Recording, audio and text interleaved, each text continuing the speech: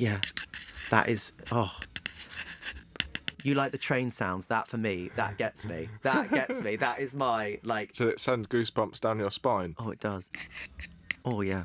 That's great. That's great. That is great. We actually saw each other very recently because we filmed the Christmas special of your show, Trainspotting. Yeah. I mean, that was a wild day. I mean, I had no idea. So I learned so much about trains and a new level of appreciation for like just being able to get on a train and actually understand a bit more. But where did we start off? We started off London, Victoria. London, Victoria. Yeah. We got on the Belmont, right? Yeah, we started in Stewart's Lane Traction Maintenance Depot, which was really quite exciting as it's like kind of a behind-the-scenes look at an area where a train spotter would never be allowed usually. Yeah. But we went through all the different carriages, didn't we, on the Pullman? Yes. And saw all the different Art Deco sort of design features. It is, and for people that don't know what that train is, it like goes all around the country, right? And it's like an amazing dining experience, and it feels like it transports you back into another world almost, right? Yeah. One of the carriages is designed by Wes Anderson, so you do feel like you're in a bit of a movie set with these geometric patterns and kind of big sort of feel like you're in the 1930s, you know. Yeah, and then the nice thing about when we were out train spotting, we weren't just like spotting trains. We did all sorts. We even got on space hoppers. Yeah, the it was, and we had a couple of injuries even. Yeah, I still have a lump on my forehead from the GoPro lens smashing into me. But that was. I think that's what's so lovely about the show. It just kind of leaves it open for these random funny moments to happen. Yeah, like the GoPro slipping off our heads and smashing us in the face was just like it was quite intense. We were like up on like the walkway above all the trains, and we were racing on space hoppers because weren't space hoppers what actually got you to do that initial camera angle in the first place? Well, it was. I tried to introduce a link to what you do, obviously, in the show. Yes. And considering we were kind of in central London, we couldn't really find like a decent trampoline area, and we didn't really have enough time either. So I once jumped on trampolines with my brother on space hoppers. So I thought that was a good link in for the episode. It was. But it's quite a tenuous link, but I feel like it worked out. It worked out, and it was good fun. And then we ended up, and this was my worst nightmare, was in the middle of Waterloo Station, singing with like carol singing with an actual like full brass band. Yeah. And you were hitting those high notes. you were going for it. Yeah. I tell you what, it was probably one of the most terrifying things I've done. Just kind of thinking, right, I just have to do it. I'm not a singer, but I feel like the high notes were achieved within a few kind of, I don't know what the classification of like tone is. I think cents. I was within about 10 cents away from the actual note I needed to produce. But but I also learned so much about you because I was talking to you about my son and his love for Thomas the Tank Engine as well, and how we like to watch Thomas the Tank Engine. And I was like, oh my gosh, you should be a voice for Thomas the Tank Engine. And you have an interesting relationship with Thomas the Tank Engine, right? Yeah. Well, I've never really gotten into Thomas the Tank Engine. And when I had the opportunity to as a child, I kind of turned it away because trains with faces don't exist in real life. And I'm someone who loves realism. As a child, I'd just draw road maps in my spare time to, like, for example, the route from my house at the time to my granny's house. I'd just draw the road route. Oh, really? Just because I liked replicating it. So in a sense, having a face on a train was like breaking down this realism obsession I had, and I didn't really engage with Thomas the Tank Engine at all. Wow! So we need to get like a new kids train show for you that has no faces on the trains. Yeah, a bit more real. Yeah, well, I feel like each train has a face anyway. I mean, the Class 91s in King's Cross are a lot more kind of like handsome and sort of square. You get like a handsome, it's like feel like very like like the jawline. Yeah, it has a very very nice square jawline. Whereas the Azumas, they kind of look like they're being stretched. Have they got like a big nose almost? Yeah, like a long nose. Kind of, if you kind of put imagine if someone's head's being put through like an elasticated material Yes. and being pulled back. Yeah, Kind of like that. So like, because I guess you can, especially if you're seeing trains every day and you're wanting to go around, each train has its own personality, has its Indeed. own traits, and it looks different. What is it about trains that you like before we get on to like the feel and the sounds, what is it you like about the look of them? Well, I think there's something about the look, and there's something about the kind of the dynamics of trains themselves, the way that they're on tracks and you can see exactly where they're going to go. There's something in there that's comforting and reassuring for a lot of railway enthusiasts. Kind of having that predictability and kind of knowing what's going to happen next is warming and comforting for a lot of people. So from like a deeper mind perspective, I enjoy trains kind of visually with that in mind. But the trains themselves, how they look, I like all the different metal features, like the tactile seats. Yes. I'm hoping actually to sorry, this is a bit of a tangent. Class 315 is being sent to the scrapyard, and I'm hoping that I can get the door release panel from one of the doors before it's shredded. And what will you do with it? Put it in like your room? It could be your front doorbell. It could be, but I'm thinking of putting it on a jacket. Oh, and then you can press like open and close, and then I can then go open and like unbutton your jacket. Yeah, or if I'm sort of opening up to someone, they can press the button, and then I can start opening up. I love that. I mean, I get it. Like that would be. I mean, that's the jacket. That's the jacket what you want. You know, for me, like before seeing your videos, like I think you've introduced so many people to Trainspotting, because I think for the longest of time, and it's similar with my knitting stuff, like people have this stereotype of what a train spotter might be or a knitter might be, and I think it's so cool to see you take it to that next level. Like, how did you even begin with trains in the first place? Was it like the earliest, like as long as you can remember, or later in life? I've loved trains. You know, when people say, where did it start? It started right at the beginning for me, and that's the kind of the only way I can remember it.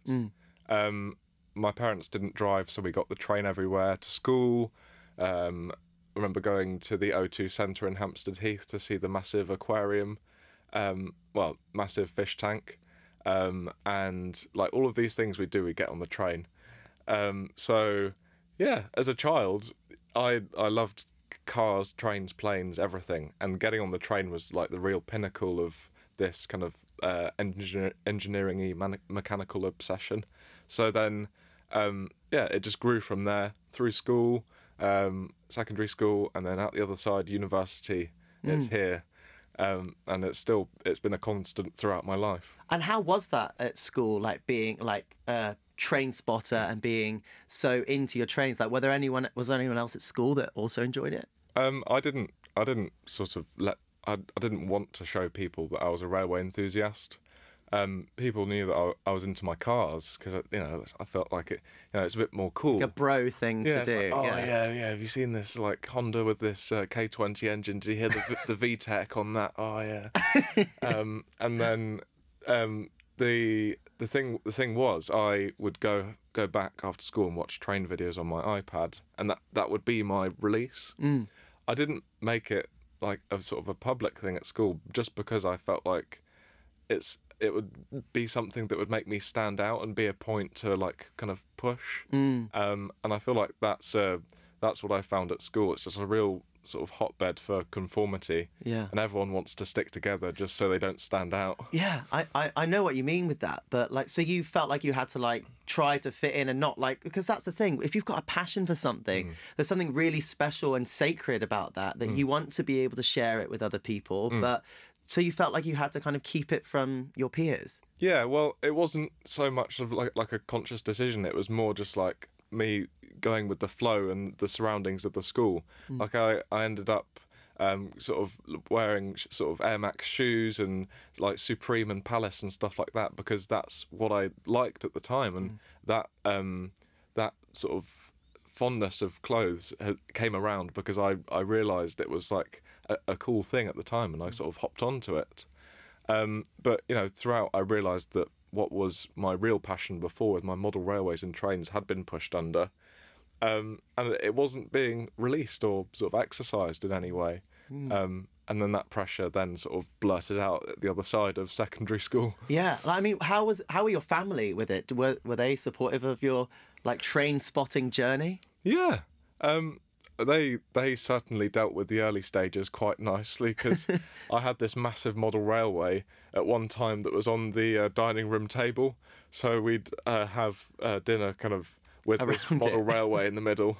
But that was only momentary. It was only sort of a momentary kind of position for the model railway. The rest of the time it was in the sort of like a conservatory, like a very long layout. Do you still have it? Unfortunately, during my sort of suppression stage, I actually sold my model railway, which is a big regret. But I have one now that I'm building up again. Okay, I bet. Like, I feel like you need like your own room for all your model railways Yeah. to be able to create a whole setting for it. Like when I was younger, my dad used to make these model railways as well, and have these plaster cast things with tunnels, and he was an electrician as well, so you would like make lights light up, and it was Wow. this really intricate thing. So Yeah. and now even like my son Robbie, he loves being able to put together all of those train tracks and being able to create all these different routes, because when you look at a train map, it looks so incredibly complicated. All of these trains leaving at different times, how are they not going to overlap each other? What happens if one runs late? It's quite the operation, right? Yeah, definitely. And Brio, what it sounds like Robbie is playing with, was yes. like the starting point for me as well, with like my model railway building journey. So I think aged 4, I got my first Hornby train set, and then that kind of grew and grew and grew. And I feel like led me down sort of an engineering-based path, because it was like really inducing that sort of creative process. And for me, it's not only the fact that you want to find trains, but how do you know where they're going to be, when they're going to be there, what these different class types are going to be in certain stations? I mean, do you find it on an app? Are you... Yeah, there are different websites that I use. One called Live Rail Record, the other called Traxy. And with the two, the former being like a list of what's going to happen during the day, and then the latter being a diagram of what's going on currently, and you can like see all the sort of spidery networks sort of going out. I this is like one of my favourite things to do, just check through and see what's going on. I'm hopefully going to Bath Spa this afternoon to see Clun Castle, which is a steam locomotive that was built in Swindon. It's running from Bristol Temple Meads to Solihull. And I saw that this morning. So, Wow. Yeah. How does it make you feel when you see a train that you've never seen before, or one that you love? Yeah. Well, it's just, it's real exhilaration. I saw Sir Nigel Gresley recently, it's a beautiful, beautiful locomotive. And it's the first time I saw it, basically. And as it was sort of powering through the station, I just went, "Oh God!" Like it was like a serious, like, holy, you know. Yeah. There was like steam like flying out the side of it, and it's just like in the moment I'm not thinking about anything apart from what I'm seeing. Yeah. And it's just like a complete sort of sensory overload. Yeah. Like I get massive like kind of tingles and goosebumps up and down my body.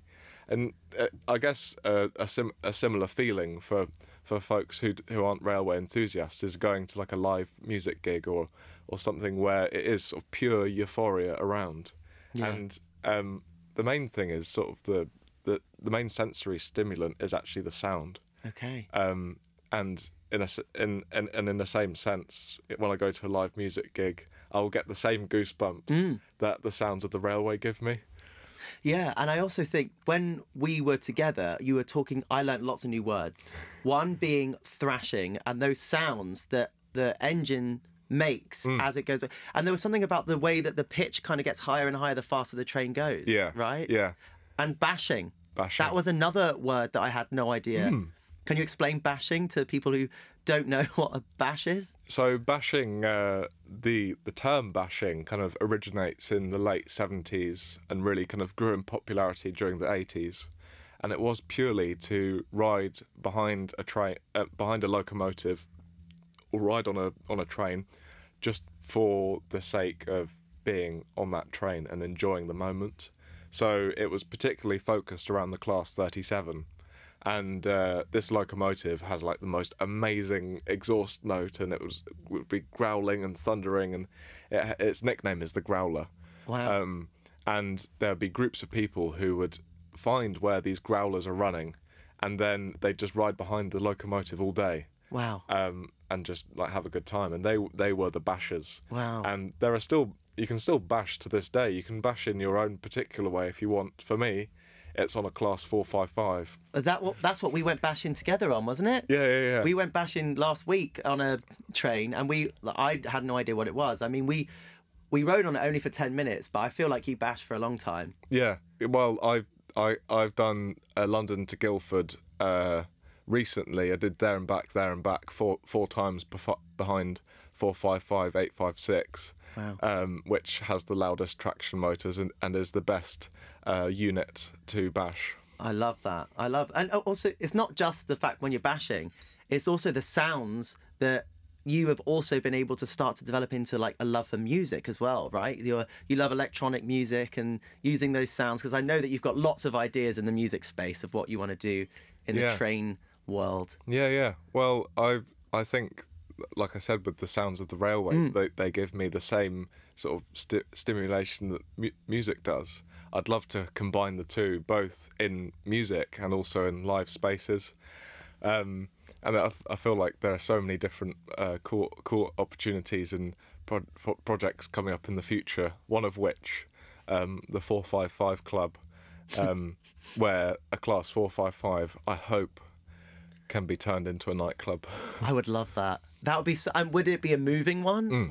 And where's the best route to take so that people aren't falling over while they're having a boogie? Well, the train will run at probably around 30 miles an hour, so it's kind of at a safe speed. Okay. And because the Class 455 takes power from the third rail, it would run. Probably best for it to go from London Waterloo, around to Kingston perhaps, and then back round that circular loop, or even could go to Guildford via Leatherhead, and then back either via Leatherhead or the more direct route back from Guildford. It'd be like the boogie bash. Everyone would be bashing and boogieing. Exactly. Like it's like a party. It's a bash. You could go and I literally think people would love that. Yeah. And it could even be like you go and have your dinner, and then you move on to the party part, and then you go and have your recovery part, and you got some beds in there, and everyone can have like an overnight little trip. I think it'd be amazing. Yeah. And I feel like with sort of festivals and stuff like that, people travel to festivals on the train. Why not let the train be a part of the musical experience? Yeah, absolutely. And when you're riding a train, is it enough just to see them, ride on them and experience them? Or have you ever wanted to actually drive trains and learn to actually be a train driver? Yeah, massively. I mean, the view that I've never seen up until recently was the view out the window where you can see the tracks up ahead. Yeah. I actually rode in 73962 Dick My Butt recently. The what one? The Class 73 called Dick My Butt.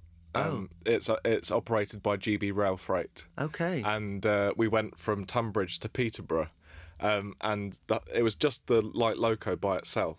And we passed through, we went through Kensington Olympia, up the sort of, and then up onto the North London line through Willesden Junction. That's like one of your like OG stations, right? Exactly, that's where it started for me, Willesden Junction.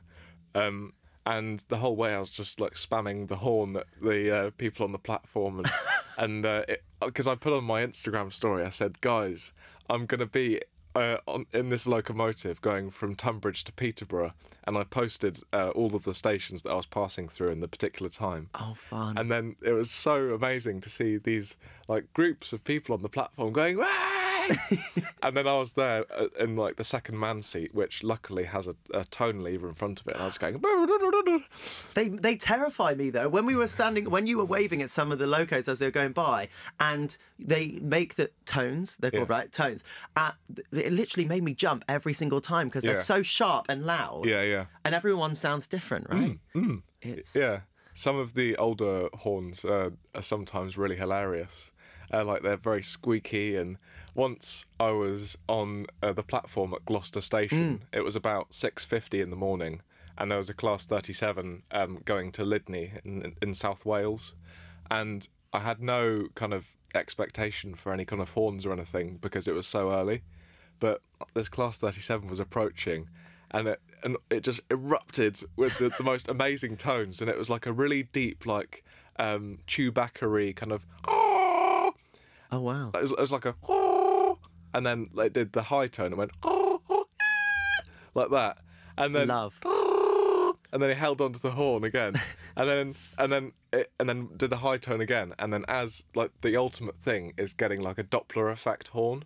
So basically, as the train passes by, it held onto the Chewbacca-y horn, and it went. Oh yeah. And then I was just I couldn't help but laugh.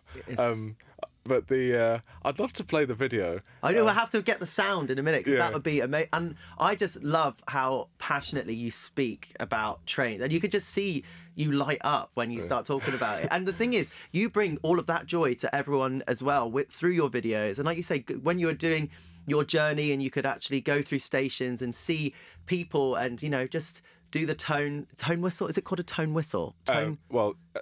Lever? A horn. Horn. Okay. Great. But when you're doing that, seeing people light up and be so excited, you've transformed what Trainspotting is, and how has that been within the Trainspotting community?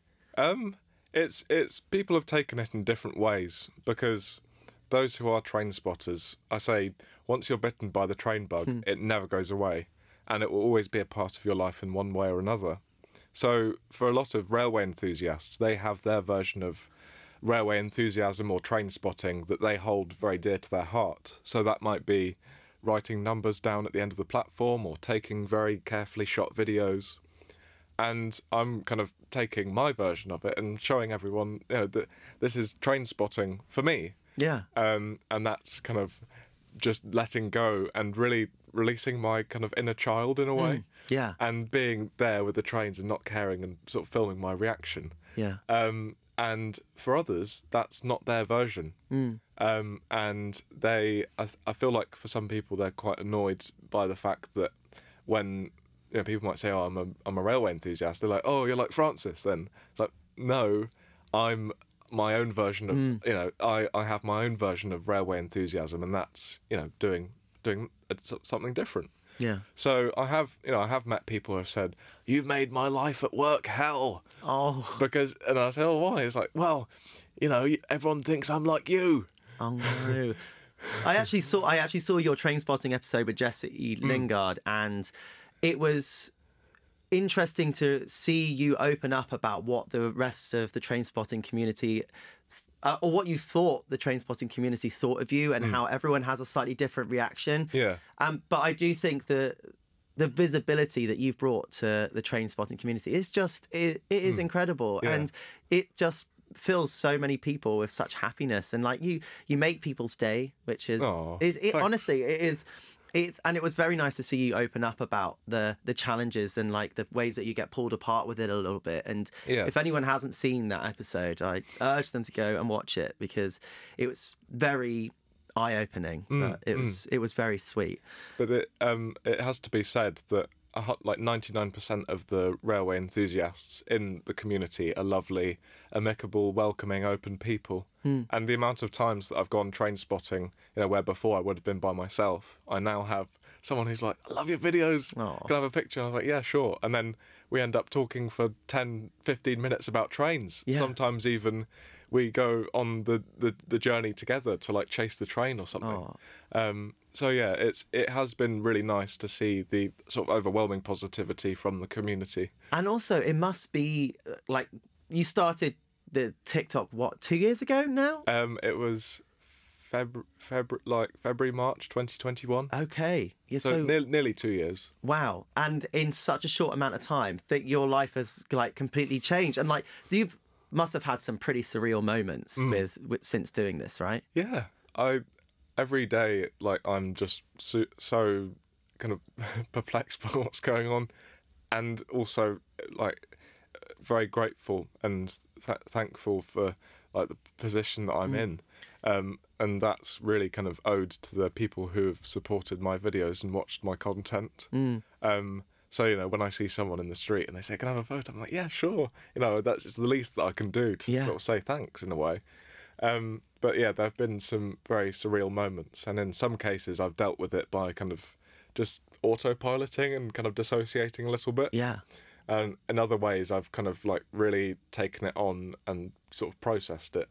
But I feel like I need to do more of the processing part of things, because everything's going yeah, it all goes by so quickly. You want to actually like really like live it and experience it. Well, what is would you say one of the most surreal moments that you've had over the last just under 2 years? There have been quite a few, but I mean there are some that spring to mind, like going to these amazing Gucci shows in Italy. Yes. And kind of sitting next to the best fashion influencers and sort of big industry sort of bosses, and we're even in the same room once as Rihanna and A$AP Rocky. Wow. And there I was with my GoPro camera going, what's going on? With your scooter as well. And my scooter. Yeah. And going on stage at Sam Fender's gig, that was insane. Wow. I didn't even look at the crowd because I was too like, oh my gosh. But the so also like the Channel 4 thing coming out is something that it's kind of just been a bit of a dream, because I've always loved making videos from, you know, such a young age. I made sort of little camcorder videos with my brother, and I've always loved making people laugh and making people feel good, and for it to be sort of taken on board by such a great company like Channel 4 and put out there is just the most insane thing. And last night when we did a little screening of it, and sort of stood up and I said, thank you so much to everyone, and I'd really realised that moment that this had all happened. Yeah. I was like, yeah, it's so special. And I mean, when you first started doing videos with your brother, like what were they train videos from the beginning, or? Oh, it was crazy. Some of them were like, so for example, there's one that me and my brother sort of quote every now and then, but my brother's holding this little Alba camcorder from Argos and he's filming me, and I was about 8, Ben was about 6, and I have a little pillow and I'm pretending to be an old man. They're like, "Come here now!" And I smash the pillow into the camera, and you just hear my brother going, whilst I'm like beating him with a pillow. I love that. And then it was just on this really sort of terrible quality kind of camera, and the audio like is constantly peaking, going. It's the way to start. And did you continue to make videos with pillows and wacky, or did it go into other things? Well, when my mum got her work iPad, not work iPad, her iPad, we used iMovie on there. Yeah. And it has like a standard setting where you can create your own movie trailer. Yes. And one of them's like a really creepy really creepy horror film one. And we're on holiday in Devon, and the premise was that Ben's home alone and I'm like this intruder who's like broken into the house, and then we filmed this whole scene, and then it goes right up to the top floor of this little house we're staying in, and he looks out at this open window, and then he sees me coming behind going, and then the next scene is where we put Ben's clothes onto like some pillows and like sort of put it all together and then chuck this sort of mannequin thing out the window. Okay. And then we filmed from outside, so it looked like Ben didn't know what to do and just launched himself out the window. I mean, it sounds like you have a career in Hollywood as well as a filmmaker. Do you like horror? Is that horror movies, like, it sounds like quite like thrillery type things that you're interested in? I think it just has, pardon me, the kind of the most space for these sort of comedic moments to happen. Yes, it's true. I feel like a rom-com trailer perhaps isn't the sort of the funniest setting for a 12-year-old and 10-year-old budding filmmaker. That's true. It's actually probably, it does sound like more fun to dress pillows up and throw them out the window. Yeah. And also the way that they flail as well if they've got their arms out. It's like, you know, those car sales machine people where they're like flailing with their arms. Yeah. I love it. Yeah. I love it. You know, one thing every time I see you, you always have. I mean, I love your style in the first place. I mean, the Gucci North Face collaboration was just incredible. But you always wear something very subtly and very coolly around trains, whether it's like a seat print of a scarf or socks, or you've got your Southern Rail hat on. Yeah. Is that something that you make a conscious effort every day? I think it's just kind of by kind of probability. I'd say about a fifth of my clothing is somewhat rail related. Yes. So in choosing an outfit in the morning, there will be an element in one way or another that's tied into the trains. I love that. But no Thomas the Tank Engine t-shirts. No. But I feel like there's definitely space for Freddy the 465. Yes, that's going to be the new show, Freddy the 465, and the face. What about the talk? I guess they don't talk. Well, they just do tones, I think, and subtitles. They would definitely have to talk, I feel. Yeah. But it could be in like an announcement voice. Oh, yeah. And maybe it's like the train driver is the one that's talking rather than the train itself, and then they just tone back. Yeah, maybe. But speaking of announcements, I don't know if you remember, but when we were filming our Christmas special, there was an extremely rare occurrence that happened both in London Victoria and Clapham Junction. They were testing the evacuation alarm. Oh, yes. Which sends shivers down my body. I was thinking about the announcement in my flat the other day, and I actually debated calling my girlfriend because I actually felt like a bit scared. Really? So the announcement is, could Inspector Sands please report to the control room? Like that. And they say Inspector Sands. Like, who's Inspector Sands? Is it like this... Is that like a code for something? Yeah. So... I didn't know that. So and then there's like a really scary kind of... and then they'll say Inspector Sands for 1 minute, and then they'll say, please can you... I can't remember the exact words, but it's like evacuate the station immediately kind of thing. But they'll always give an Inspector Sands minute lead for the railway staff to basically prepare. And Inspector Sands actually comes from, I think, I read this online, it may not be correct, but they used to use it in a cinema. So instead of people panicking and like leaving the cinema, they'll say, please can Inspector Sands, da-da-da-da. And Inspector Sands is somewhat related, I think, to the fact that sand would have been used to put out a fire. Oh. So that was like the code. Because I remember you telling me about the sirens and any kind of alarm. Really, like, is it like the bass that you feel and like the way that the sound getting goosebumps goes? now. Yeah, I'm just thinking about the sound. Yeah, it's weird. Like it's like what it is kind of like the boomy kind of echoey voice, and also like the sort of connotation of like fear with it. I feel like specifically like the tsunami and earthquake warning sounds. Really eerie. There's one in San Francisco that's like, Tommy's rumbling. Oh no, it's time for lunch. And there's one in San Francisco that's like really terrifying. But I have a whole sort of playlist of videos on YouTube that are sirens. Oh really? And you just listen I because just listen to them. Yeah, I mean, like especially in San Francisco, they have quite a lot of earthquakes, right? Like they're right on a fault line, but it's, you know. And you went to University of Nottingham, right? Yeah. And you studied engineering. Mechanical engineering, yeah. How was that? It was great. It was very intense at times, but overall my university experience was quite pleasant. Apart from the fact that it was interrupted by COVID midway through second year. Yeah. But I met a very good friend of mine called Luke, and he was my sort of Trainspotting partner during university. Oh wow. And we went to these like areas like Toton Traction Maintenance Depot, Attenborough Nature Reserve, and it just became like my friends at university knew I was into my trains. Like that's what was like such a nice feeling for me. Yeah.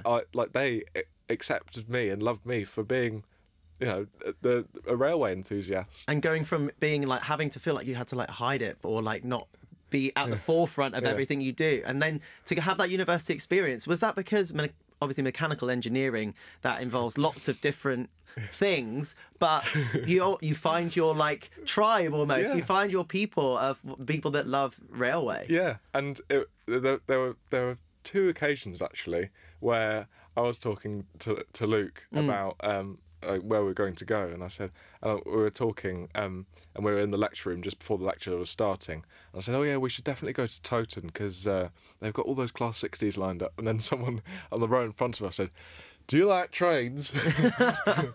And then we're like, oh yeah, cool. And then in another instance, we were just having some drinks in a field in the University of Nottingham campus. And I was talking about trains, and the guy was like, yeah, I volunteer at, I think it was the East Lancs Railway. He was like, yeah, I volunteer there. And I said, oh, what's your favourite locomotive? And he said, Class 58.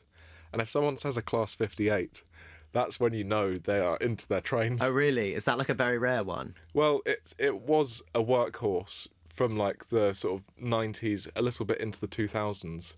And they quickly were sort of taken off the line just because they were inefficient. But they were nicknamed Bones because, like, in a typical bone shape where it's like slender in the middle and a bit sort of bulky at the end, they kind of looked like that. Wow.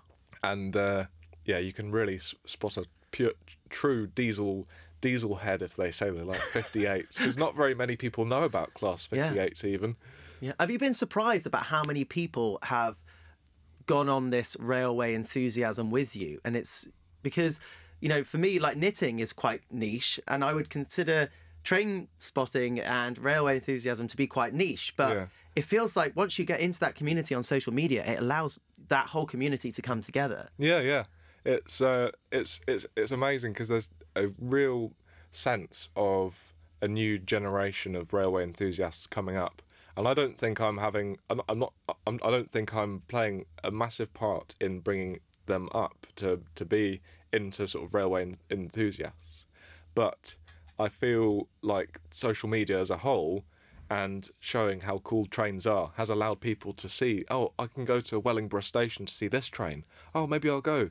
And it is that sort of bringing together and sort of finding your kind of clan that I feel like is giving this this generation sort of a real sort of turbocharge. And it's you know, you're seeing some really sort of young sort of budding enthusiasts coming up and really keen for the passion. What would you say is one of the big things that you've learned over your Trainspotting? Can I call it a career? I don't know. Like, I guess it is like some kind of career, or like your passion. Like, what has it taught you? I think it's taught me how valuable having a passion is, and also how valuable it is to just be mindful and have a moment where, you know, you're just sitting on a train bridge and not thinking about anything apart from a train coming. Because before, after university, I worked briefly, and most of my day was just pure work. And then I'd come home and be, oh, so exhausted, go to sleep.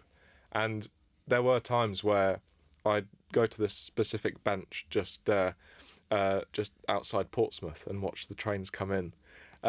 It's just where I'm not sure if you know, just where the water comes in around the back to make Portsmouth an island. Oh gosh, I don't, but it sounds great. But there's a nice bench that sits alongside the rail bridge coming in. Oh, there's your siren. There's your lunch siren. Feed me, Inspector Sandwich. Oh, dear. That was quick. That was good. I like that. Yeah, surprised myself there.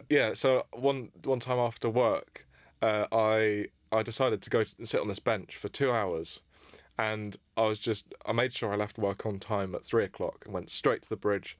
And I was just waving at trains. I didn't care. I was waving at trains for ages. Oh. And I was a little bit embarrassed initially because, you know, I was just sitting there by myself waving at trains. But actually, I ended up laughing at myself. And then in laughing at myself, I ended up just laughing and just waving in general. Yes. And I walked away from that sort of 2 hours feeling so enriched and happy, even though I'd had a knackering day at work. And it made me realise how important it is to have that part of people's day, whether it be knitting or train spotting or even just watching a film. There's something so special about being able to have your life, whatever you're doing in work, and then being able to go and look forward to getting home to be able to go and do something that you're really passionate about. For me, like you say, it's knitting, and for you, it's going and finding trains or learning more about trains online. But where do you see your railway enthusiasm going? Like, what's the end goal? Like, where do you see yourself in 10 years' time? Oh, I've got so many ideas that I just want to execute. Yeah. But in general, I'm still going to be making my train videos just because that's what I live and breathe. And that might be, pardon me, that I think that will still be on social media, but I feel like I might explore more into long form. Yes. Like yesterday was a manic day, chasing the train from 7 o'clock in the morning, and then sort of in the evening going to an event, and then catching it on the way back, and maybe encapsulating the day as a whole. I want to get into nightclub spaces. Yes. And there are lots of buildings in London that I've seen, and I've thought, oh, that would be really cool. We spotted one, didn't we? Like a warehousey type glass space on the top. Was that near Battersea? Queenstown Road. Queenstown Road. And I hope that someone, if they snatch it up and turn it into a nightclub, that'll be brilliant. Yeah. But if it's turned into flats or office spaces, that'll be quite sad. But I see myself going into that, and then just really exploring different forms of creativity. Like, I love doing sculptures. I'm really keen on conveying how I feel machines and other mechanical things have a personality and feelings. Yeah. So I want to sort of deconstruct like parts of an engine or moving mechanical things, and then just like run them really fast, and then maybe sort of play like sounds that sort of match up to this motion. Like, when you chuck a I don't know if you ever chucked a brick into a washing machine. I can't say I have. But No, how it kind of goes and like everything falls off and like rattles apart. I feel like if that was paired with like really insanely grungy guitar and yeah, it would be a interesting installation. I'd like to experiment with that idea. I love that. I love the fact that you're taking the sounds that are quite like, intense, and then adding other things to them to then actually make them like, wait, why do I kind of like this? Yeah. And because I know we spoke when we saw each other recently about what you would do with music in terms of taking like train tones and the sounds of engines and building it together to form music, which I think is like, I love the fact that you are so into music and want to. So do you see yourself doing a bit more of that? Definitely. My brother Ben is an extremely talented electronic musician, and he has so much potential that just he's basically sitting on like a catalogue of these amazing tracks that he hasn't released up until recently. He's actually just released 5 on Bandcamp under the name Summer Houses, and with Ben I want to explore like the music side of things, and he's definitely going to do his own thing, but I feel like he can give me some like musical guidance, and yeah. Yeah, the relationship you have with your brother seems really special. Like how it all started out and is now like you want to continue working with it. Like me and my brothers, oh my gosh, we drive each other absolutely insane. I have 2 younger brothers, and I can't imagine like being excited to work with them in that capacity, if I'm being totally honest. But it's like, do you live near each other then? Do you get to see each other often? Because I know you were in Somerset, and then now you're back in London. Yeah. Ben goes to university in Cambridge. Okay. But I feel like I'm in the position I'm in now because of us coming together during lockdown, and when we came back together, it was as though we were 8 and 6 again, or 12 and 10, and we were making videos. We did some wacky stuff, like we made a song about a local quarry. We made these little sketches. Like when I first started using Zoom at university, I then did like a spoof version with my brother where I was an engineering lecturer and he is the student, and I was on Zoom in my bedroom and he was on Zoom in the kitchen, and I was sort of taking him through his like false kind of engineering drawings. I was like, you really overlook these bearing calculations. And then basically in the background, my kind of fake baby starts crying. and I basically just press play on like this baby crying sound, and I go and I shout to my hypothetical partner, Harriet the baby. And my brother is like listening to me through the Zoom call. And also you can hear myself screaming in the background of Ben's Zoom. And then, go and get the baby, I'm on a Zoom. And then afterwards I said, I'm sorry, Ben, it's really not the right time. And then I get up and I'm just wearing underwear. Oh, God, the classic Zoom underwear.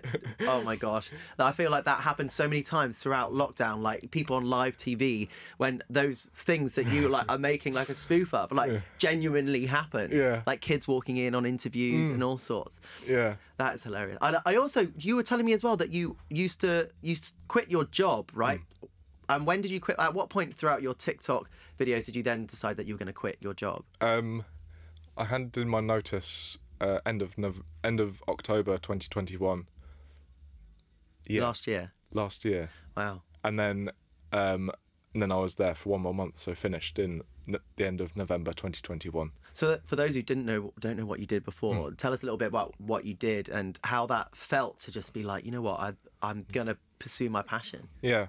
So I was there on my engineering placement at Rolls-Royce Motor Cars, and I was an assembly engineer. So basically, just helping the people working there make their lives as easy as possible in putting the cars together. And that was an incredibly rewarding job. I felt really sort of empowered to make changes and like recommend things and just like think as a like creative engineer, and it was really good fun. But it didn't really allow enough space for Trainspotting. So especially when the longer nights were kind of drawing in, I'd go to work during the dark at 5:30 in the morning, and then I'd leave sometimes at 6 o'clock in the evening.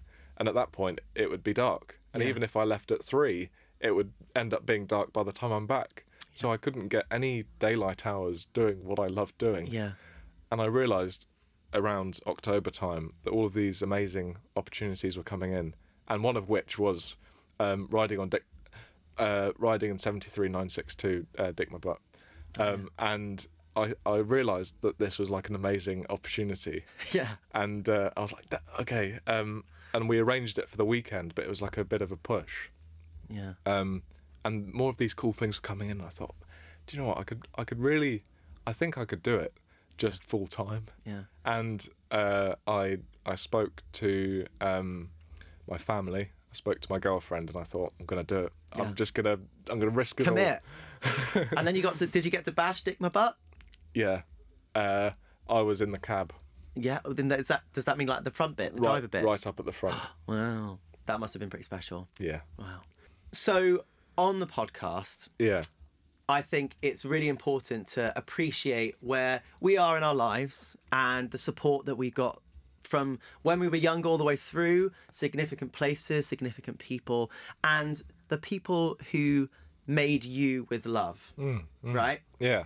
So I asked you earlier to write a little letter to someone, something, a place that is of particular significance to who you are today.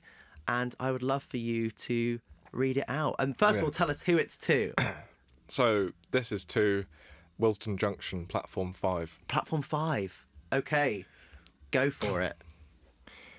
Dear Willesden Junction, Platform 5, you are the overhead line equipment to my pantograph, the DC power supply to my third rail, the insulating pot to my third rail, the chewing gum to my seat moquette pattern, the emergency brake to my tree on the line, the Class 142 pacer to my branch line, the tone to my train spotter.